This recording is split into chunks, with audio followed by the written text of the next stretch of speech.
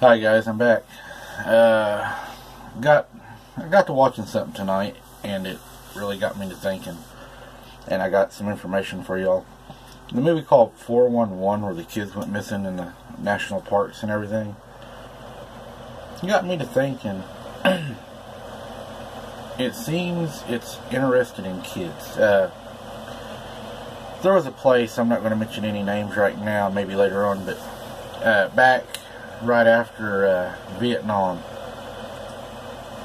they hadn't had any trouble. A little house, a little farm out, in the middle of nowhere, and nothing had happened. They'd bought the place, and one night the son had came back from Vietnam, him and his girlfriend. I will tell you the location of this. They went over to Nowata, over around the Double Creek area, and they were parked out in a field. I guess it was pretty common back then.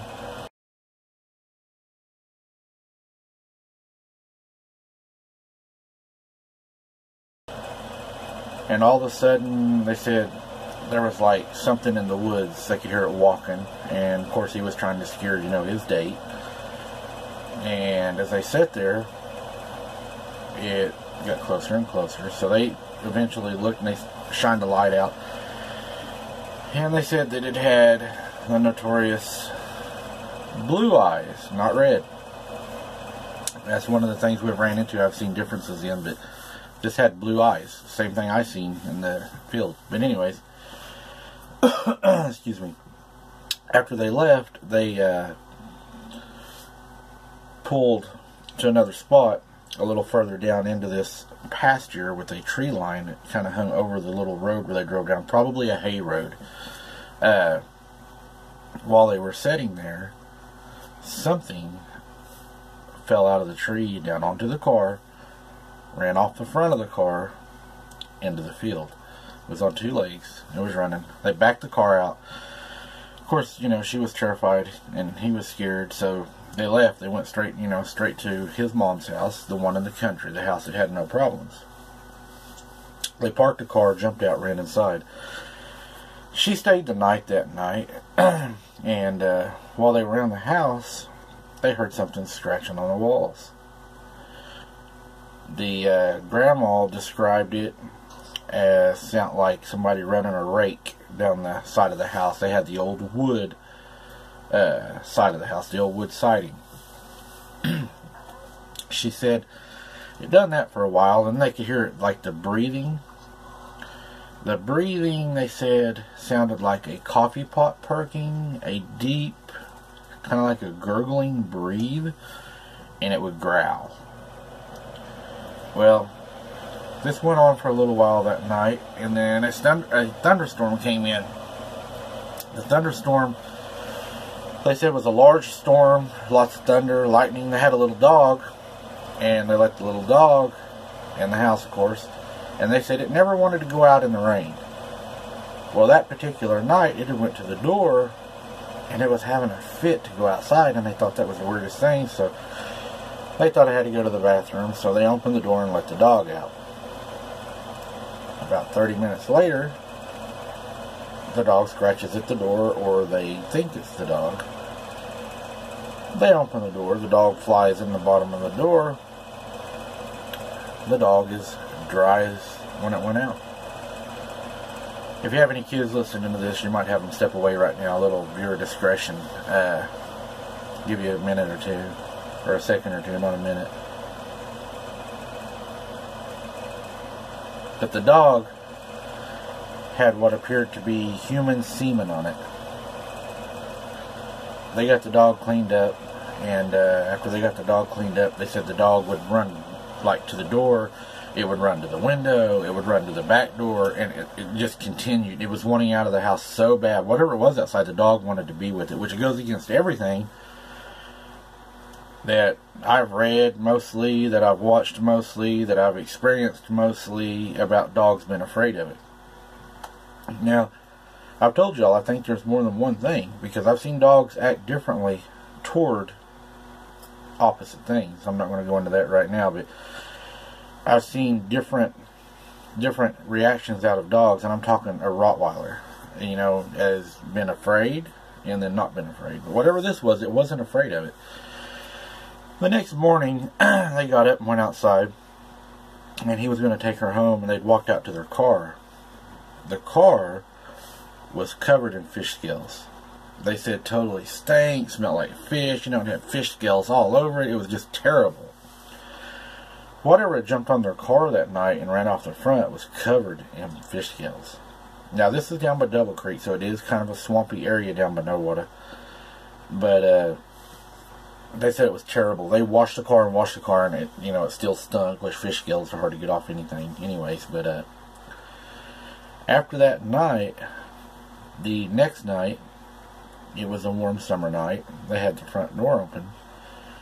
And the mom was sitting on the couch, and her couch faced out through the front door, through the porch door, and then down their sidewalk, there was a yard light. Whatever this was, and I told y'all, it tried to mimic voices. It was standing on the sidewalk with its arm outreached, looked like long fingernails, doing this. And it was trying to say the mom's name. It could say it well enough they knew what it was trying to say. And it was doing that. So, of course, they hollered for, the grandpa. He ran and grabbed, the gun. And by the time he got outside, it was gone. So now things have started to progress at this house. They went from having no trouble to having trouble. Now, the son did admit that him and his girlfriend, when he got back from Vietnam, had been what they called spook hunting. They had went out a few times looking for these monsters, looking for these spook lights. They were looking, Crybaby Creek, to get scared and stuff. So I guess one of my questions is to you guys, if you go looking for it, do you find it? Does it follow you home? Was it a mistake? Was it an accident? Did it just happen to be there when they were there? And another thing I want to throw in there, it seems to me like it is more interested in kids than it is adults. Unless it's a special adult in particular. For some reason, I believe sometimes it gets, I don't know what you would call it, but it will pick out certain ones. Say you're in the country, it will pick out certain ones that it will bother more than it will bother others. Not sure why. I've actually witnessed this.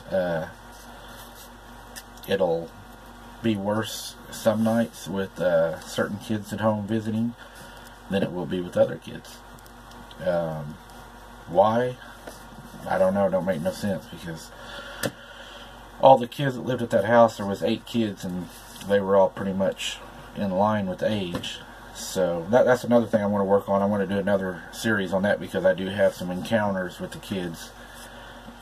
Encounters with kids in the hog pasture, shooting incident, and then trapped behind the chicken house. So y'all can stay tuned for that.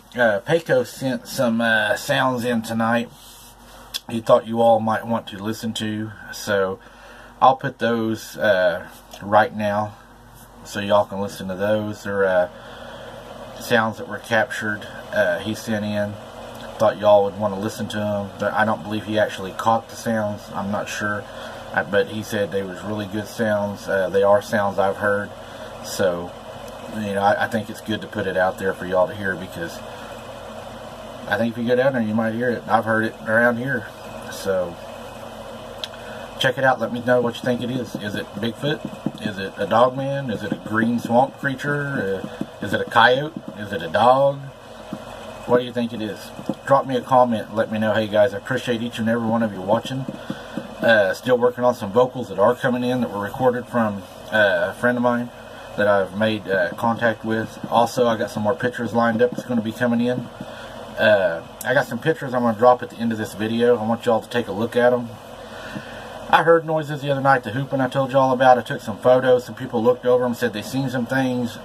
I'm pretty skeptical. I didn't see enough that I thought that, I seen something, because I want to be honest with you guys. So I'm going to put the pictures at the end. Y'all take a look at them. I'll try to circle what they're talking about. You let me know if you see anything. And if I don't see anything, I won't put no circles in there. That way I don't confuse you all in case you do see something I don't see. But I want to be fair and honest, and that's the only way we're going to learn, is to be honest with everybody and be honest with each other. So thanks for watching, guys. God bless, and we'll get another video as soon as we can. I got a lot of stuff in the works, a lot of stuff coming in. My email's filling up, so hang in there. Don't forget to subscribe, hit the bell so you can catch our new videos. Appreciate each and every one of you. Have a good night.